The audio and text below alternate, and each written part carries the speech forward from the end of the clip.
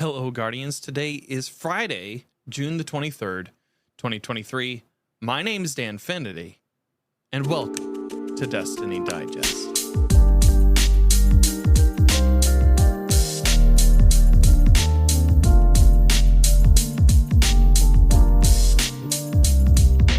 Another slow week in the world of the news of Destiny 2.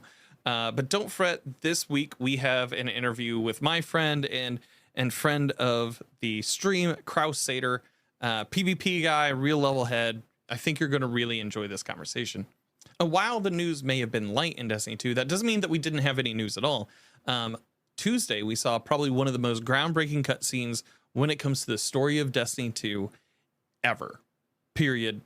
Hands down, bonkers stuff. I understand some people haven't gotten to play it yet, so we won't go into too much spoiler territory here. I will say I make some comments about it in the interview with Kraus, but it fundamentally changes how we look at the Witness.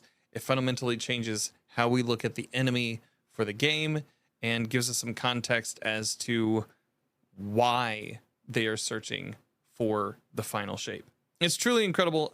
It was leaked like the first couple of weeks of Destiny 2's Season of the Deep, and I caught it just randomly looking through YouTube, just not even looking for any leaks or anything, just here you are, here's this cutscene. So I've known about it for a while. Just a word to the wise, just be careful what you go out there and see out in the wild.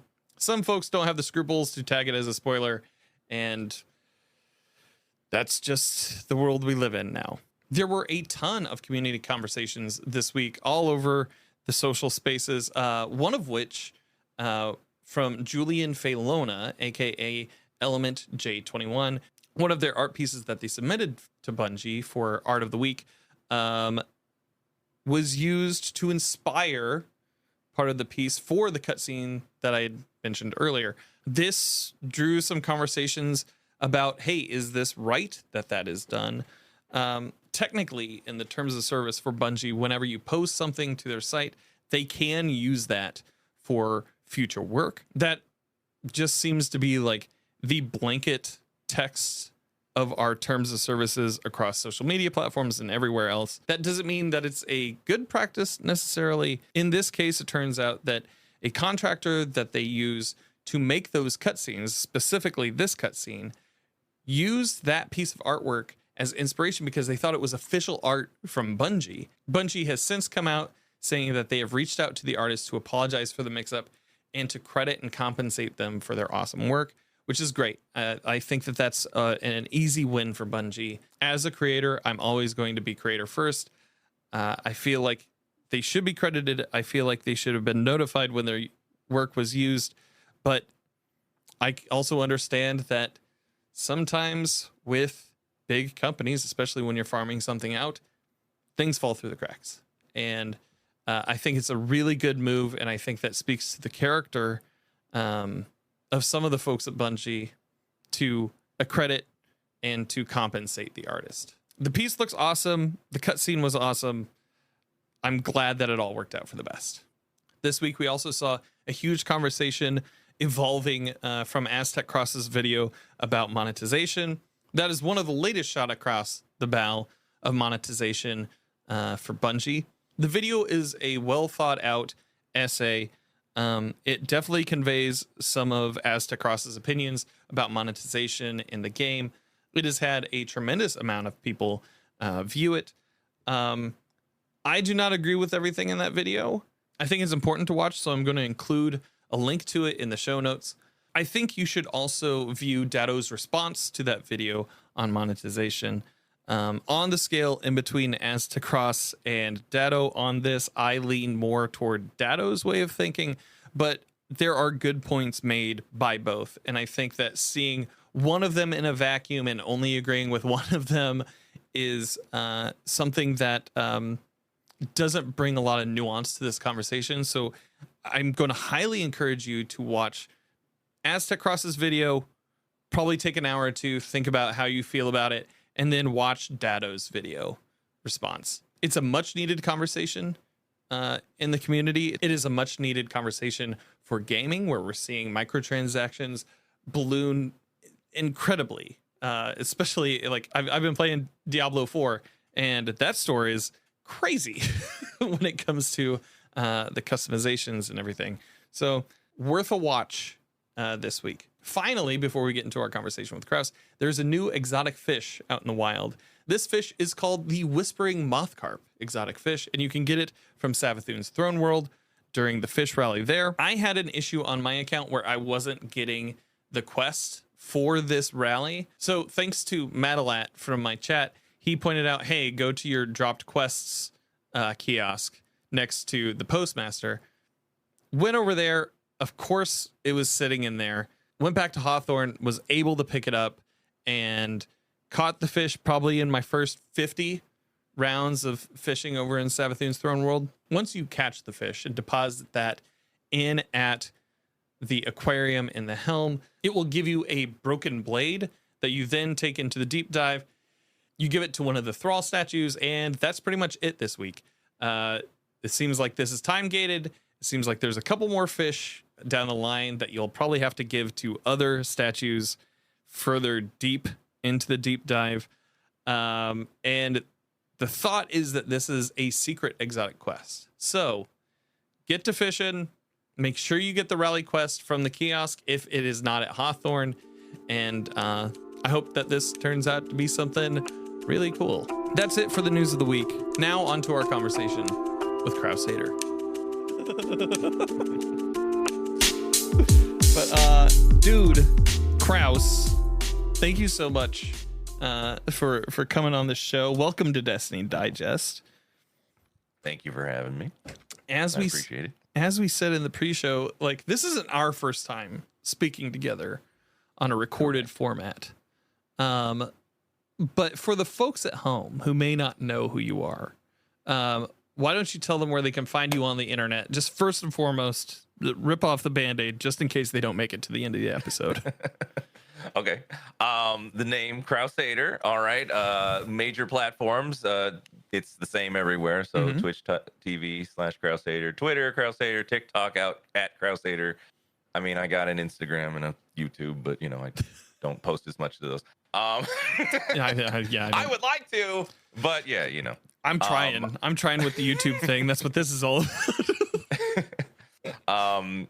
I'm an elderly gamer. Okay. If you will, right? You look good for 65. You know. Yeah, thank you. Older than Dan, yeah. Mm-hmm. I got 2 kids. Dad gamer kind of, I was a software developer, had to quit because of my various injuries. So I do this now as a stay-at-home dad, and / streamer with Streamer Dreams. Yeah. Yeah. And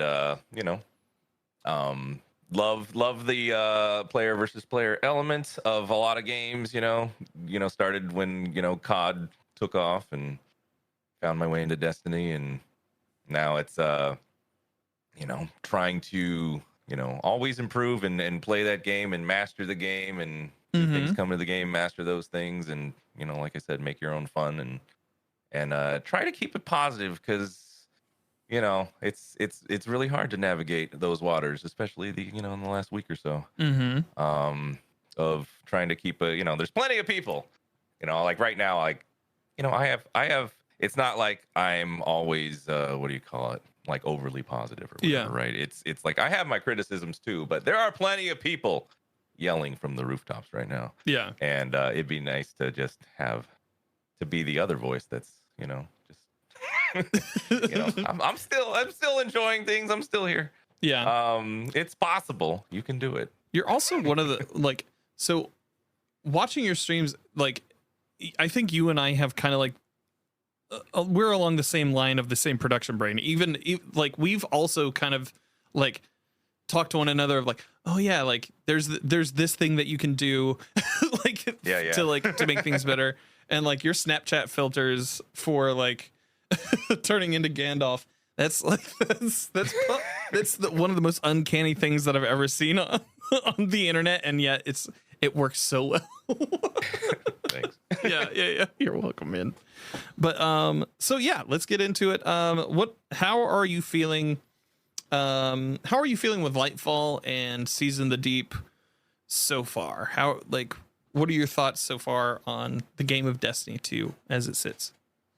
I mean, I like that. I mean, I know that Lightfall was, you know, I think it struggled because it was juxtaposed right next to Witch Queen, right? Mm-hmm. But like, as far as like one play, like FPS campaigns in general, missed the mark a lot, in my opinion, right? Like a lot of the CODs were like that for me, right? It's like, okay, like, I mean, maybe Modern Warfare 2 was like, that was, you know, maybe the best one, but like after that, they're all kind of meh. And I feel like that was also kind of, you know, in that same vein. It's like, okay, it's a normal first person shooter campaign. And I think a lot of it too is what they really wanted to lead, you know, they wanted it to flow into the seasonal stories, right? So, you know, there was like all this expectation of, you know, we're going to get a lot of answers, but no, we're getting the answers in the season, right? Yeah. So it kind of left you off of like, you know, really Lightfall's just about an event, right? Yeah. When this happened and the Traveler has a pink triangle on it, and there you go, right? And it's just supposed to kind of take you through the steps of that event and then leave you there to kind of explore the answers and lore behind it afterwards. Yeah. And I don't think people just were ready for that. Yeah, it was a stretch of time. We've joked about it on here, and like Seth has called it several times, like a filler arc, where it's like, it asks more questions than it answers. And like just this past week, for everybody who hasn't done this week's like deep dive content or anything, are you okay with me spoiling it for you right now? All right, just go for it. All right. I'm so sorry, but also I'm going to do it.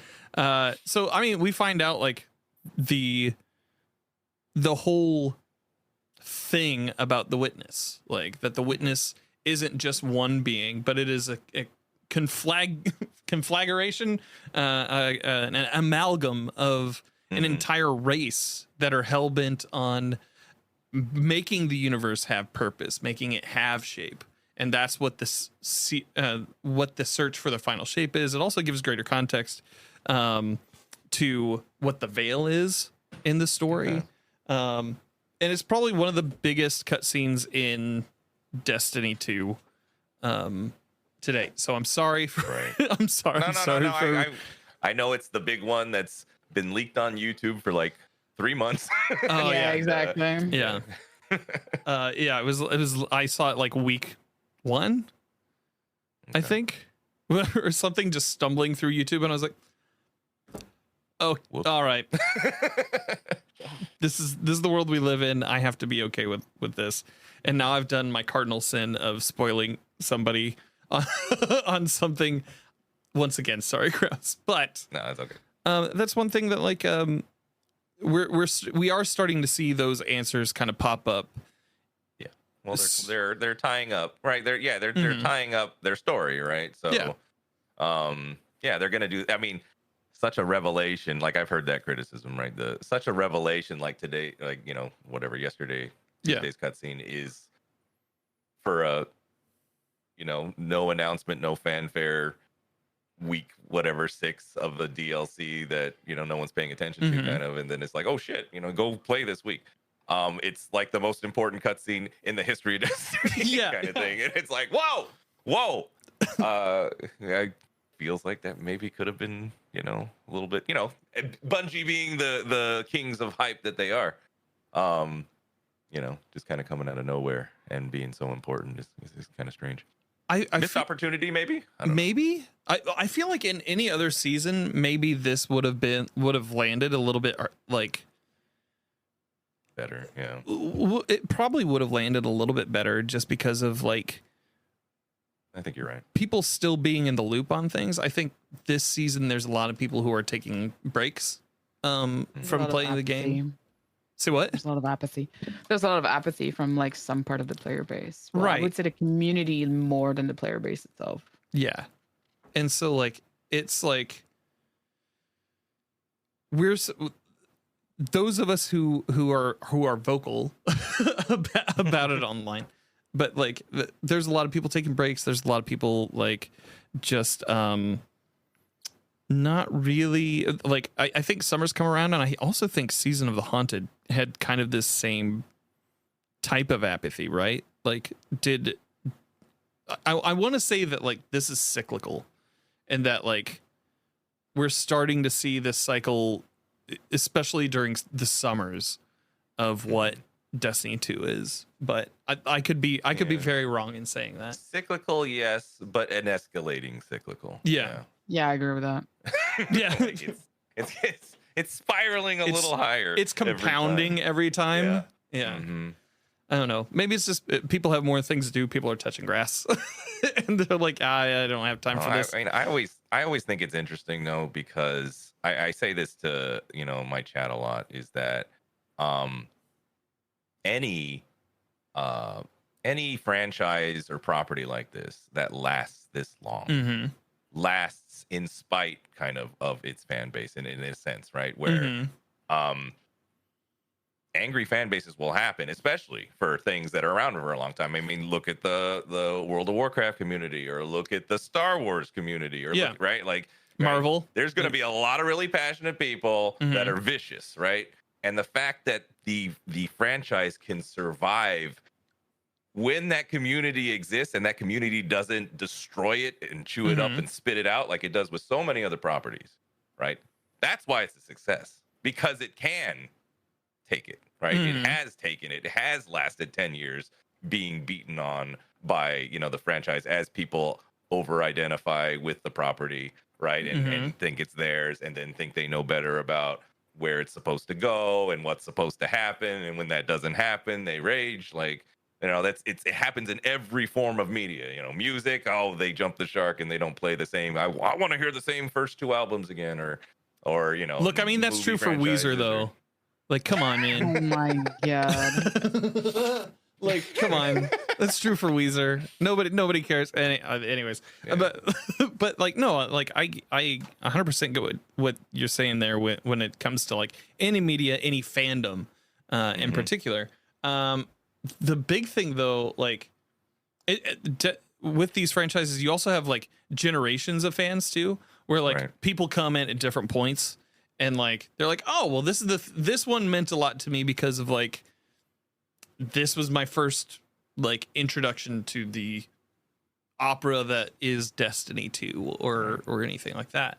The generational thing is fascinating to me, because like I the example that I like the best is Star Wars, because when you had the people who grew up on the original trilogy, then the prequels came out and those people hated it. Yeah. But then all the kids who grew up on it love it now. But now they hate the sequel trilogy. Yeah. Right. And probably in about 15 years, people will like the sequel trilogy. It's just going to happen again, right? Like, the people who grew up on that one and Rey, they're going to like it in the future, and we're going to it just keeps repeating itself. Because I saw that going like, wow, people, you actually like those prequel movies? Because I hate them. Yeah. But like, yeah, they do. Right. And, it's just happening again, right? It's so interesting, because now you got Destiny. It's 10 years old almost, right? Yeah, you've got kids like that played it when they were 7 or 8 that are now adults, right? And it is going to be interesting to see, kind of how, these generations grow up, and it's a part of them, and the nostalgia that just it's like defines them, right? Just like any popular music, right? It's like this defines what I just think as a good game, and the nostalgia is always rose tinted colored glasses. People always tell me, go play D1. I'm like, no, 30 frames, man, my eyes. And there's no ledge grappling and all, like, there's so many quality of life improvements that have happened to Destiny, right? Like, you remember, like, you couldn't slide twice in a row and stuff like that, right? Like, I remember not being able to mantle onto something and just being like, well, there's an edge and I'm sliding off the side of it. Yep. Like, I personally, in the greater gaming conversation, there's a conversation about 30 frames per second. I don't find it to be that bad. I think it's more once you've gone there. Yeah. Like, and you've seen the frames, like you know when they're gone. Oh, okay. So it's a greener pastures type deal. Yeah. Actually, I think it's more the FOV. Like, Yeah. you feel like you're just too close. Yeah, I think I would rather have FOV over frames. If I'm being completely honest, like a lot of people are making like going out to lunch on like Starfield being 30 frames per second on consoles. I mean, like I've played Prey. I played that. That's 30 frames per second. That's not that bad of a game. That's a pretty phenomenal game. I need to go back and try it out. I have played D1. Like there was that back. week where like Destiny 2 was down a lot, but Destiny 1 was still functioning. So we were going back and like it almost felt like a claymation shooter a little bit. And it was still fun, but it was like, what the hell is this? I'm a herky jerky man in this herky jerky world going around shooting the aliens. This is a good time. Well, it's good that people are still enjoying it because I think you put enough time in, right? Like, Yeah. You ever do that exercise of going and watching the shows that you grew up on? And you're like, oh my God, what a piece of shit this show is. Like, don't go do it. Don't watch He-Man again. I'm dating myself, but don't watch He-Man again. Don't watch Transformers again. Like, they're garbage. Yeah. They're garbage. Yeah. You grew up on it and surpassed it for a reason. Yes. Yes.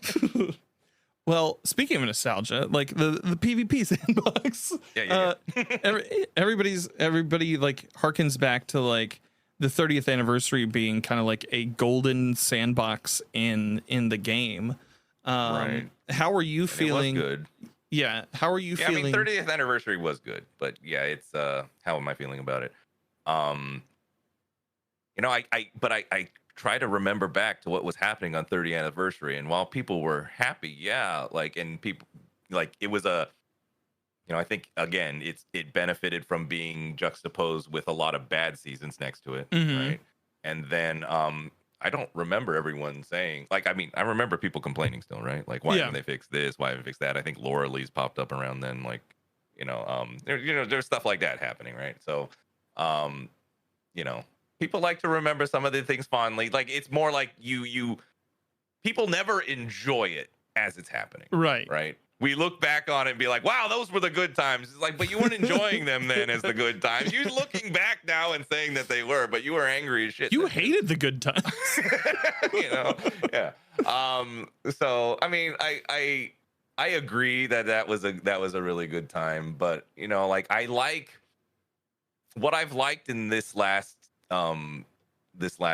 season is that the mod system, like the kind of consolidation, right? Like, I like how it is more MMO-y than ever, right? As far as the builds go, like for PvE and stuff. And I like how they made it so that in PvP you can use everything, right? And it's not going to, with a couple things like collective action or whatever, like it doesn't break usually anything. They got with that program, at least with okay, you can give 10% damage buffs, but nothing over that.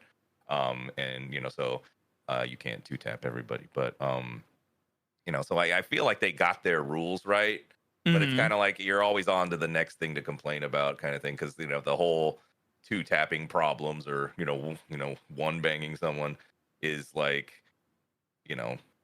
it was more the topic of heated discussion 6-9 months ago. Yeah. And now they've got it right, but now we're mad about something else. So so I like the simplification, and I like that with those mod systems, my loadouts aren't always the damn same anymore. Like in PvP, I have do I want to run surge mods? Do I want to run it does make switching weapon types, you have to think differently, right? Because you're like, okay, I'm going to use a strand weapon and an arc weapon, and now I've got to change all my targeting mods and things like that. But that kind of sucks. But are you using loadouts though? No, I do. I use the loadouts, right? All so right. I've got different combos, right? I'm like, okay, here's when I'm doing fusion up here. Here's when I'm doing fusion in the energy slot. Here's when, and based on a lot of the.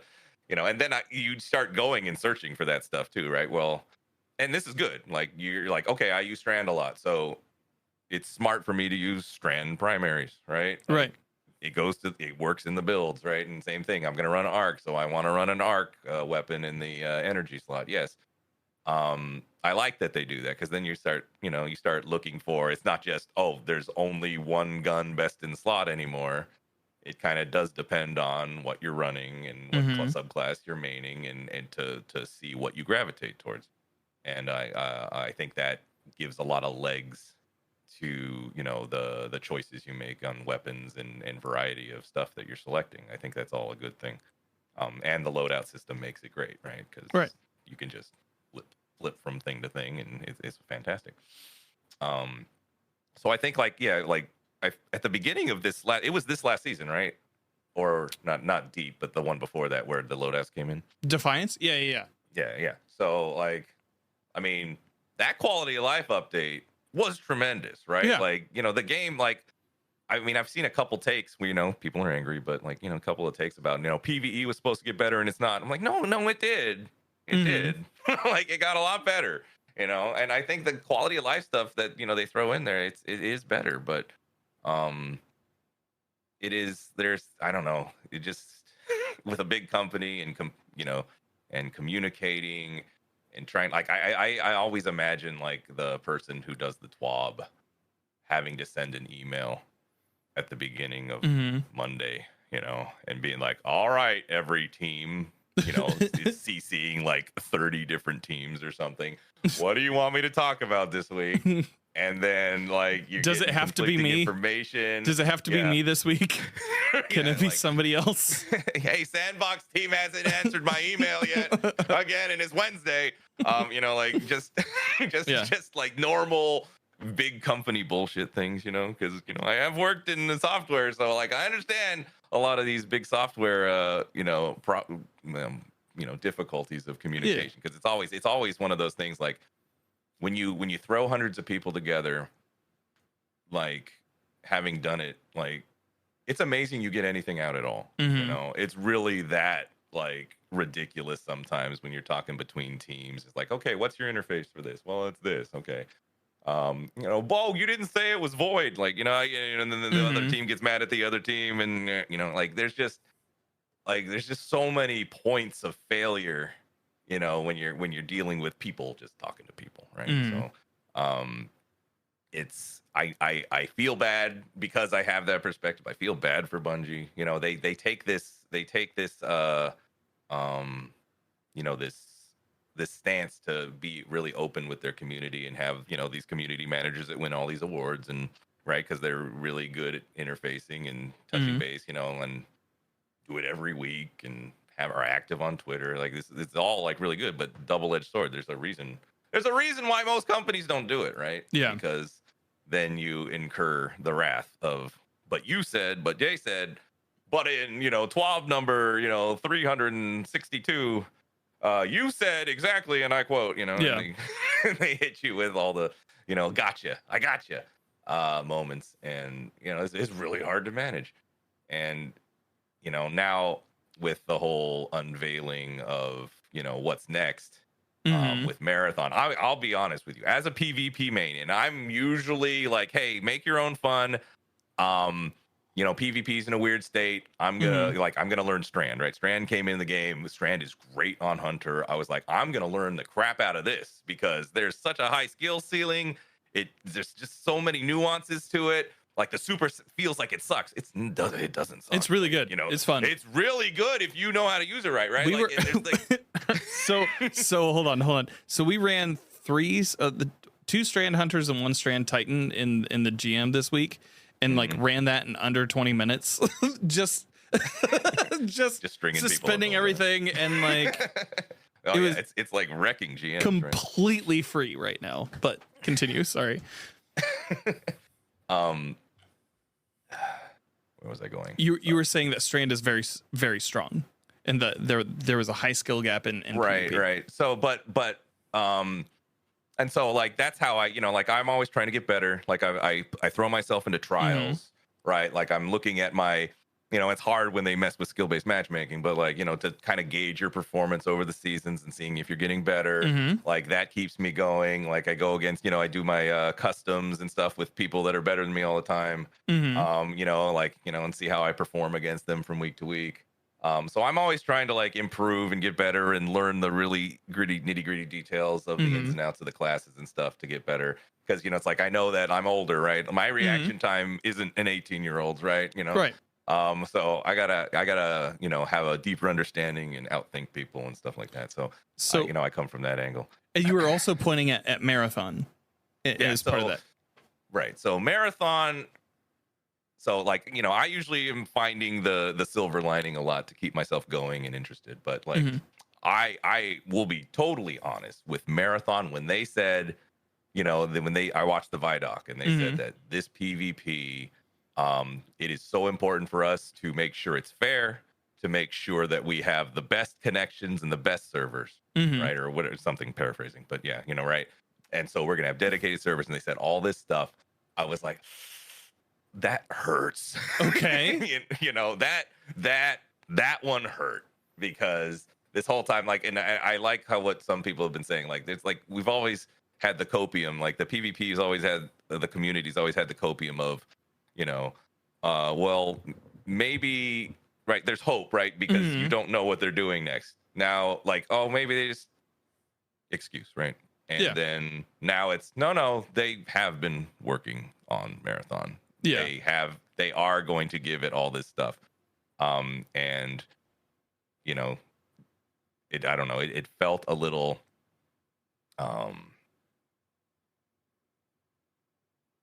I'll share what I think is going to happen. But it felt a little tone deaf, right? Because of, you know, what's been happening with the increase in cheaters this season in PvP, and the instability of things, and, you know, and everyone always hates skill-based matchmaking, but of course, but, you know, like, to have that happen and be like, oh my God, they gave up on this game, right? That's now the narrative. What I actually think is going to happen, I think there's leaks about it, but it makes sense for a software company, right, to have one production line, right? Okay.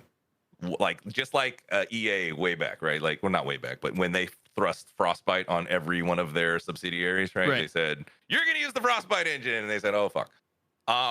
But it makes sense for them to do that. So whatever they said about what Marathon's going to run, the updated Tiger engine, the dedicated servers, like, this is the backbone of how Marathon's going to run. It makes sense that whatever next Destiny is going to happen is going to run on the same thing. Okay. Right. Like, it's for them to say, okay, well, the updated Tiger engine, you know, whatever after the final shape, Destiny is going to run on that. That next Destiny is going to have, you know, dedicated servers. It's going to have all the same stuff that Marathon does, because they want the same pipeline, so that the people inside their studio can move between projects and not have to relearn everything, right? You know, over and over again, right? And I think that, you know, what we're seeing is, because I don't know how long Marathon's been working on, but, you know, whenever you're on like a new program or a new software program, right, like, you know, you've got the people maintaining the old stuff, and the new people working on the new stuff. And, you know, I'm sure lots of the decisions that are made, you know, like, you'll be sitting in a meeting and somebody will say, hey, can you fix, you know, X and Y? It's broken as shit. And they'll be like, well, that's going to take me like 2 months to fix that, right? But in the new engine, it's already fixed. Yeah. Right. And they'll be like, do I have to? Right. There'll be pushback, right, from that team to say, no.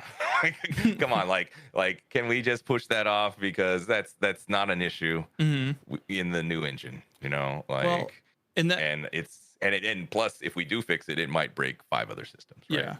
Something that, like, so we, at the time of this recording, there's been a couple of videos that have come out, particularly around microtransactions, and like with Aztec Crosstalk, like kind of firing the latest shot across the bow of microtransactions, specifically bringing up PvP kind of languishing, not having maps, not really adding any new modes outside of, well, I mean, like, they've added Eruption and a couple of others into Destiny 2, primarily for like Iron Banner purposes, but the PvP community hasn't really gotten a lot of maps. I just got done, but prior to our conversation, I just got done with the Datto video, where during that portion where he's reacting to to those sentiments. He's talking about like them probably not throwing money at something that's not making them money. And like that was something that like hit my ears.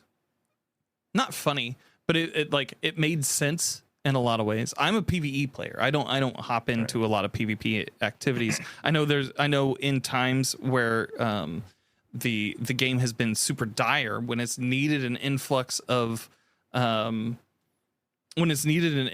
players, PvP has kept this game rolling for a long time.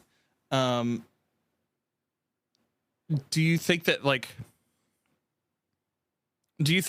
part of that is like of them not touching PvP in Destiny 2 as much is that kind of like sunk cost fallacy thing? It's like, well, we just keep throwing money at it and they just keep getting angrier. So like, well, maybe I mean, I do look at the example of Rift, right? Like they were like, we need more modes. Yeah. Right. That was a big feedback point. Right. And then they go, okay, let's bring Rift back. Yeah, let's bring Rift back. And now what's Rift, right? Like, get it out. People are dodging. Yeah, people are dodging it like the plague. Get it out of this mode. It should have never been a mode. Like, I hear all sorts of like, this was a dumb idea to bring it back. And you're just like, can you imagine the Rift team? See, like, I know that a lot of times I have an identification with the software devs, but like, and you know, so I don't. I'm not trying to defend what they've done as right, but it's more that I get it. You know what I mean? Like, I understand why it happened, kind of thing, right? And it's kind of hard in that sense where it's like, well, I know why this decision was made. Like, can you imagine working on bringing Rift back, right, for like 6 months, and then just getting punched in the groin later when nobody wants to play it, right? Like, we spent, you know, and then they're going in there thinking like, we spent this amount of money and this amount of dev time and this many hours developing a mode that nobody wants. Yeah. You know, and what are the chances that the next mode that we try to do suffers the same fate? You know, everyone just wants control. well, but I feel like Supremacy is a game mode that like people ask for, and that that has been like when it hasn't been giving people you know, super when it hasn't been giving people super people have been enjoying it, but like I feel like that's one of the successes of PvP as somebody from the outside. But you're somebody who's like in the thick of it. Like Supremacy landed, but like I some of me thinks that, okay, well, I have to question based on history, like the legs of it, right? Because I feel like Eruption, when it first came out, people loved it. Yeah. Right. And then now people are like, can I just have? They don't, you know.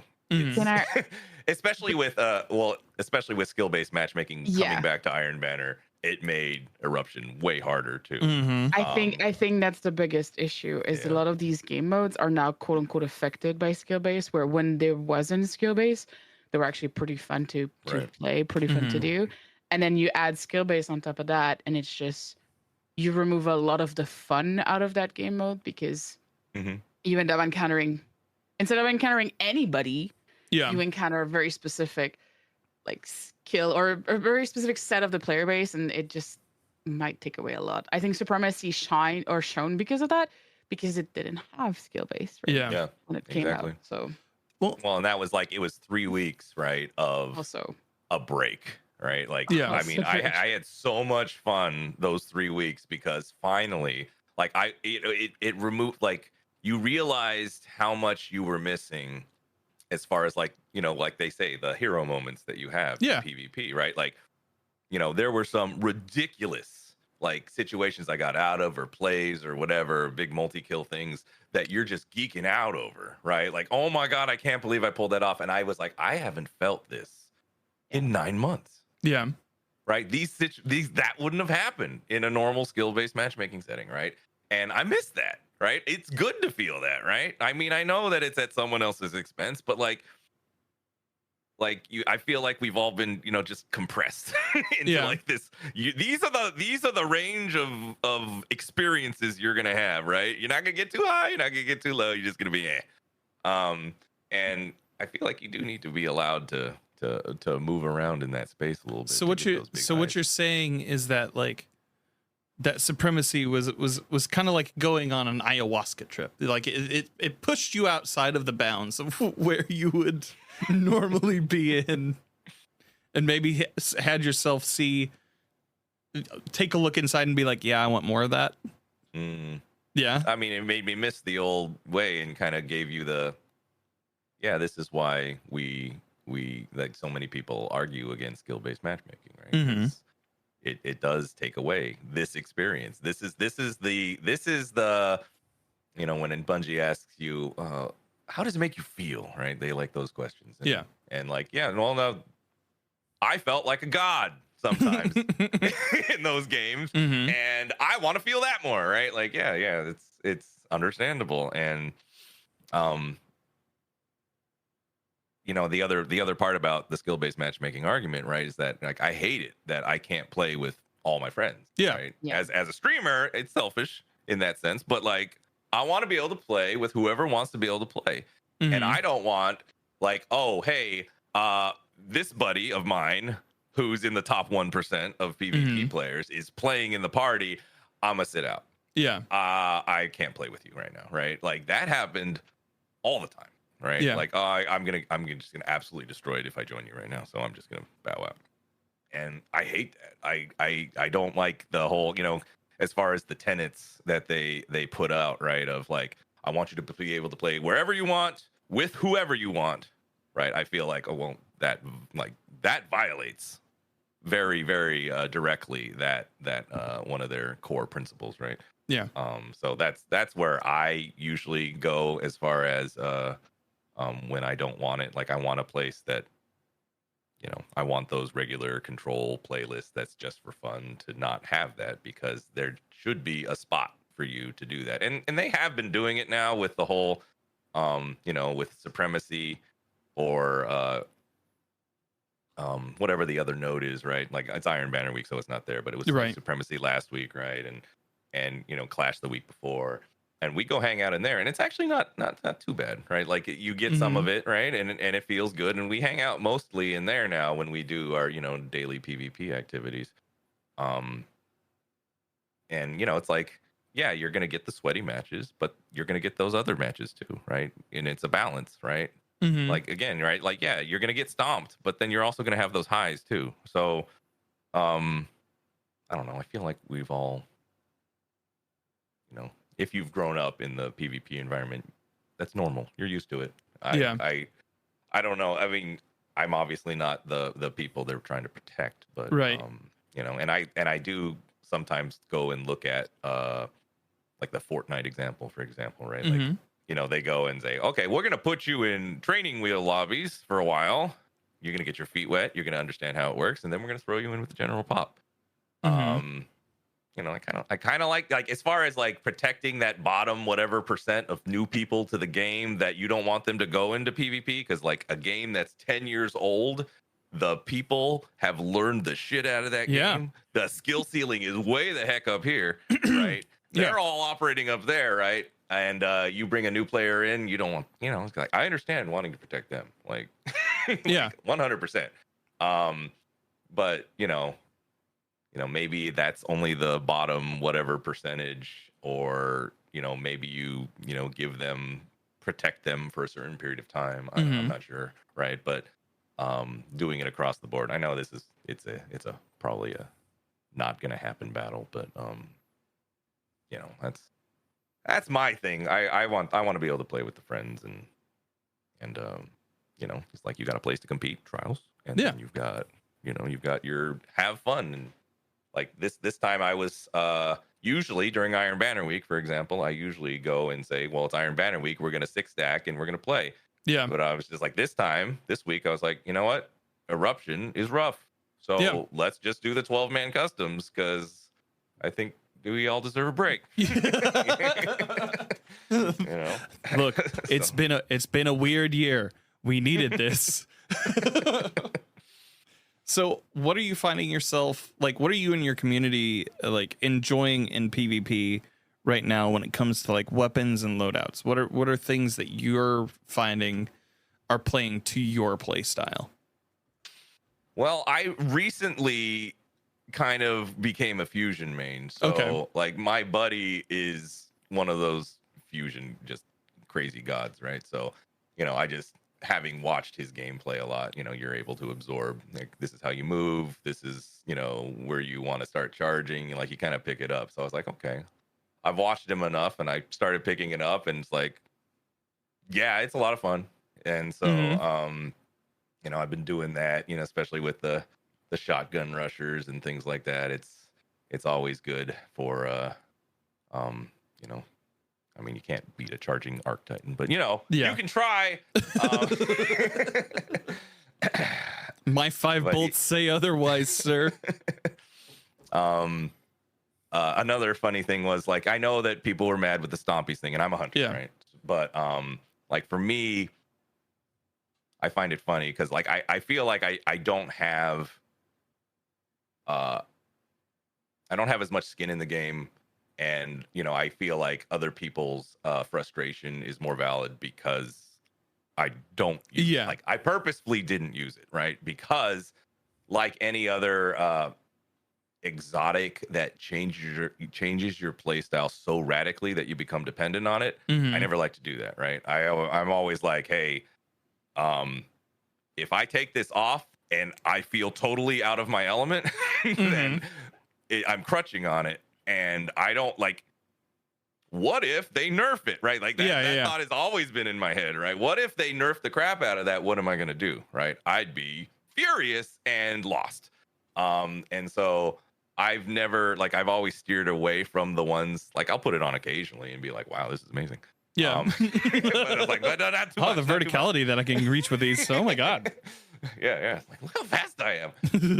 And yeah, so like I've always gravitated to other exotics on Hunter. And just kind of went with it from there. And now like I'm just like, well, the fastest hunter in the game is Strand Hunter, right? So like, I'm having a ball, just learning how to conserve my momentum and stuff with Strand and do it that way. But so yeah, Strand number is way up on my list. It's hard to go back to Arc and things like that. Even though I'm an Arc hunter at heart, like it's so hard. I feel like Arc Hunter kind of the whole amplification in PvP almost like, I don't know, missed the mark a little bit because it just doesn't feel powerful enough. Okay. Like I feel like there's a lot of really good solar builds still, like Golden Gun's still Golden Gun. Yeah. And the knife stuff is really fun, and you can kind of get away, and the invisibility is still, powerful, but Arc feels like I still feel like I need something else to be competitive. And and I do notice though, like I go back to it, then I Strand makes you kind of be an asshole and dive into people that you're not supposed to. And like I generally, my stats are better if I go back to Arc, but it's just not as fun, right? Yeah. like you want that Spider-Man feeling. Yeah, there's no headlong into the unknown like feeling. We had that with GMs too. It was like, oh, I've run out of a grenade. Watch this, guys. Like, and then you just run in and you dive on a bunch of people and you'd clear out that side of the room. And it was like, well, it's just that easy, which is insane. Strand is a bonkers thing. I recently, so Tuesday. Yeah, was it Tuesday? It was Tuesday. I hopped into Iron Banner. I was playing around with Arc Staff. I was like, you know what? I haven't been an Arc Staff in a while. And like really enjoyed my time with that. I hopped in and like had a liar's handshake on. And just like wreck and shop. I'm not normally that kind of player. just going around smacking people in the face and then watching them explode into a million different pieces and then getting my super up and roaming around the map. Come on, punch me. I felt so good. I felt so good that entire first match. And then I got some people in from chat and I was like, oh, I'm having a bad time. but like for the most part, like it was a pretty like I didn't. Maybe it's just like I don't play enough PvP, but it was like I had a really fun time in that one game that I played, and that's like the feeling that I want to chase. going forward if I interact in PvP. No, I was just say I feel like one of the things that makes it rougher for me is that like when they tone down the supers, right? Yeah. And they tiered them, right? So like, you'll get like the person who gets the 2 wells and the 2 bubbles, and that happens a lot, right? And but the chances of you getting 2 arc staffs is, unless you're just going crazy. Dude, that first game, I had 2 arc staffs, and I was I was going nuts. It was great.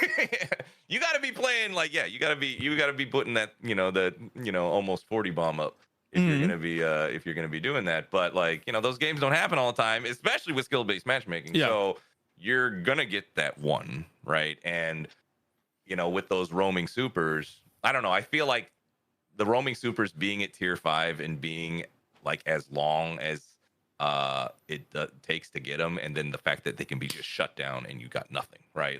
That is a feel bad moment kind of thing. I would almost say either compress them a little bit, make them closer to the other supers, or build into it where if you get shut down in a roaming super, you get to keep some of the energy. If it's short and I didn't kill anybody, put me at half, so at least I can try again, right? Get a little bit of that bad out, because arc staff is one of the, I think it is in the slowest tier, right? Charging super, and you're only gonna get one, and you slide in, and then you just get Nova, and you're like, okay, well, well, that's that for that one. My favorite part of the class. I don't get to use it for this game. Maybe in the next 15 minutes, it'll turn out different, right?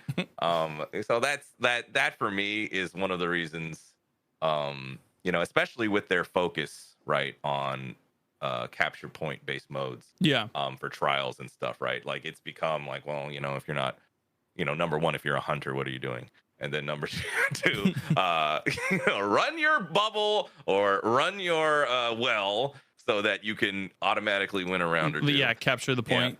Yeah, right, capture that point and win the round. But now that trials is always that, right? Now it's totally in your face with that. Those 2 being the most powerful, and they have the shortest cooldown. And then or you need to run a super that directly destroys those things, right? Yeah. The thunder crashes and the blade barrages and things, right? And if you're not doing those things, you're almost hurting your team. So hey, guess what? I'm a Strand Hunter and an Arc Strider. Both are not advised, right? About 80% of the time, I don't even get to my super in a trial smash. And I'm not bad at the game either. It just doesn't happen. If it does happen, it's because we went to round 9. Yeah. We're in the last round. And, Guys, I got it. Guys, I got it. Here it comes. Nova Bomb. Yeah, and so that's tough, right? Because it feels like those there's a big chunk game space, right, of the build space that is totally omitted from the highest end game PvP, which is that doesn't feel right, at least to me.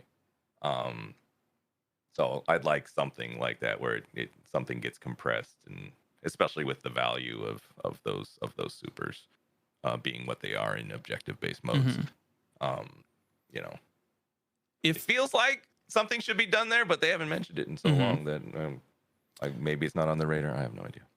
So I think this will be the final question of the night. Ooh. Okay, you get invited to Bungie. All right, you're invited to Bungie, and they're like, "Hey, you know what? This room right here, this is where all the knobs are. This is where all the switches are. Okay, this wall over here, all of these knobs and switches. These are for PvP. These are for PvP right here.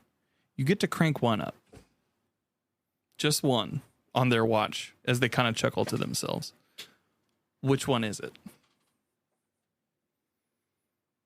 I think it's the skill-based matchmaking. Turn it off. Yeah. I think it's, at this point, everyone is so angry, right? That even if you do make a couple of concessions, I don't think you win them over. It's almost like you need to give in. At this point, to actually have a change at this moment. Maybe they'll cool off. Who knows? So do you just break off the knob? Is that what you do? You like turn it off and then break off the knob, and then you take that with you? Kind of. I mean, as long as there's a mode, like, right, like comp is that kind of. I had someone come into chat the other day and was like, "Hey, I went into comp and I had a much better time." And they're on the lower end of the skill bracket. I'm like, "Yeah, that's actually where you're supposed to go." Right? Because that's where you will learn, right? You're going to be in your bronze matches, and yeah, you're going to learn how to be a better player in there. And then when you come and play with us next time, you'll have a better time, right? That's actually where you're supposed to go. So as long as there's a place for the, people to go and there's some protection, like, yeah, I feel like that is more the big thing. I think the supremacy experiment during Guardian Games was a big testament to that. And I think that, a reason why people are as angry as they are now is because it's gone. Yeah. We had to go back to the other thing, and Marathon was announced. So, yeah, I mean, I get it, but I also understand, like, sometimes, like, I think there is a high chance, if my whole production line thing, if that's what they're trying to do. Yeah. And, and as a tech guy, yeah, that is the smart thing to do for them. That maybe they're going to announce it in August during that after Final Shape little showcase that they're doing, right? And then they're going to say all the things like, hey, it's going to run, we're going to have dedicated servers in the next Destiny. They're going to say that, and everyone's going to go like, it doesn't land now, right? Like, we got too mad, right? Like, it's like the PR marketing and the community management are doing this, right? Yeah. And like, no, we have to have a big event and raise the hype there. It's like, but if we don't say anything and we announce Marathon and then wait 3 months, they're gonna melt down, right? Like, no, we're having our event, right? Like, so it's possible, and and I say it because Bungie's done it before, right? They've done it where it's like, well, if you would have announced this, because I know it was in development, if you would have announced like the whole Twilight Garrison debacle thing, right? Where there's like, that is never coming back, and then they ran the guy off Twitter like a freaking mob. But there was movement stuff, right? Like you have the ability to I feel like they have the ability to short circuit some of the bombs sometimes, but there's a PR, like, their whatever advertising, their PR team. It's a business thing rather than the business gets in the way of short circuiting the problem, and then you're probably you probably have the community managers kind of just going, like, shaking their heads going, oh my god, the next couple months are going to be rough. Like, they know it, it's coming, right? They know that they're going to have to be like the Leonidas in 300 and just be failing stuff and this is how it is right now. This is how it is for the next couple come months. Come at me. Yeah. Well, dude, thank you so much for coming on. Where can people find you on the internet, good sir? Again, doing proper branding practices. It's Krausader everywhere. So, look, some of us can't do that, Kraus. Some of us can't. I mean, yeah, I get it. So certain things happen, like, right, like Kick, right, shows up. Oh, I got that. Immediately grab it, right? I got it immediately. I'll never go there, but I got it immediately. Exactly. Yeah, you go and you some new platform pops up, Hover, where'd that go? Yeah. But like, I got my handle there, and I'm not like, and I consider myself lucky because I'm not known enough that some asshole's gonna go grab it before I can go grab it, right? Yeah. Don't do it. I was lucky that I got it on Discord. Right. I was like, that 17-year-old girl's gonna come in and swoop it out from under me. I just know. But on Twitch TV, stream on all every weekday, pretty much, Monday through Friday. And then Twitter, where you'll see all my schedules, at Krausader there. And then TikTok, I try to do my dangdest over there to, I'm trying to stream. And then also doing the 2 or 3 posts a week or whatever it is, to keep things moving over there and meet new people. So those are the main ones, at Krausader on all those. And My name's Danfinity. You can find me on Twitter and Instagram and the TikTok at Danfinity, where the eyes are L's. You can also find me on Twitch 4 days a week, helping Guardians with in-game activities in Destiny 2. If you'd like to support the show, remember to rate and review on your podcast platform of choice. Anything you say helps us in the algorithm. Also, if you'd like to give a few bucks a month, you can head on over to my Discord channels, my Twitch. You can head on over to coffee.com/Danfinity. That is ko-fi.com/Danfinity. Give a few bucks a month, help keep the lights on. I appreciate you. Thank you so much for listening, and I hope you find what you're grinding for.